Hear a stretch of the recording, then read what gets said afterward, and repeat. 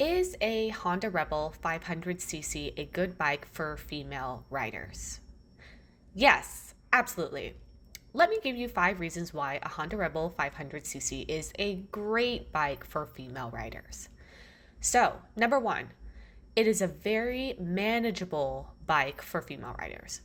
There's a reason why the Honda Rebel is a popular cruiser bike among women. A Honda Rebel 500cc is a lightweight bike that I think is very manageable for women to handle. With a seat height of 27 inches, pretty much anyone is able to sit flat footed on the bike. And at a weight of just 408 pounds, you can easily push it around your garage or in and out of parking spots. Typically, cruiser bikes weigh between 500 to 700 pounds, and I've personally found that the Honda Rebel 500cc is the perfect fit for my body type, build, and riding style. For reference, I am 5'6" and weigh about 135 pounds. Reason number 2, reliability. Japanese bikes are amazing and are well known for their reliability and ability to last a long time. Consumer reports suggest Japanese motorcycles have the lowest failure ratings. Honda Rebels are inexpensive to fix, and parts are relatively cheap for this bike. As a woman, this reliability gives me peace of mind because I know if I take care of my bike will take care of me.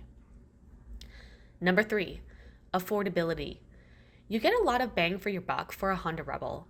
This is a fairly inexpensive bike that has enough power for the freeway, it's nimble, it has a great design, it's effective, efficient, and pretty much comes with everything a rider would need.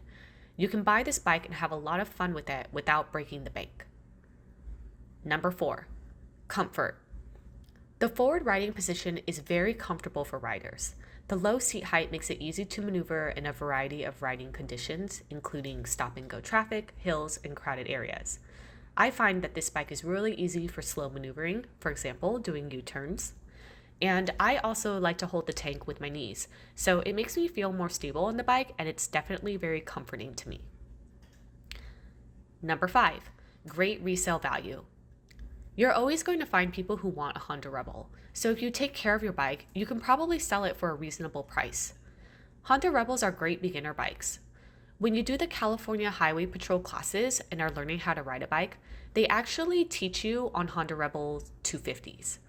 The Honda Rebel 500cc is a natural progression in a rider's journey if they start at, let's say, a Honda Rebel 300, which people usually outgrow pretty quickly. For me personally, I rode around on a Honda Rebel 250 for about a year before I upgraded my bike. In addition, Honda Rebels are great for people who may be shorter and are looking for a bike that isn't too powerful and is just something they can use to ride for fun. I heard of a lot of people who've ridden motorcycles for 15 years, 30 years, and they decided to slow down a bit and get a Honda Rebel 500 to just putz around town. So for beginner riders and seasoned riders alike, there's definitely a market for Honda Rebel bikes. So if at some point you're looking to sell your bike, you'll probably find many buyers who are interested in it. So there you have it. 5 reasons why a Honda Rebel 500cc is a great bike for women. It's a very manageable bike. It's reliable, it's affordable, it's a comfortable bike, and it has a great resale value. Okay, now here are some additional points I want to make about this bike. Number 1, every rider is different, and I'm sure there are some women who don't like this bike. Fair.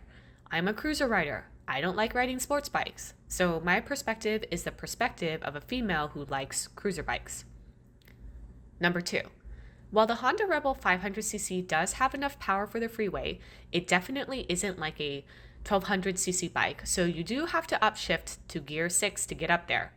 Sad face, as I used to have 2 900cc bikes, and I could get up to 65 miles per hour in like gear 2 or 3 or something like that.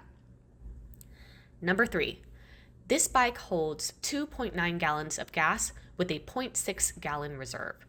According to Auto Trader, you should be able to travel approximately 198 miles on one tank of gas before the reserve kicks in. I personally have never gotten down to the reserve on this bike, and I fill up every time before I ride with my 2-gallon gas can that I keep in my garage. And one of the downfalls of having a smaller bike is a smaller gas tank.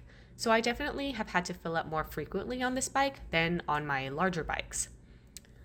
None of these additional points that I'm sharing, though, would probably deter someone from buying this bike. However, I did want to point out some of those additional observations based on my experience of owning it. So there you have it.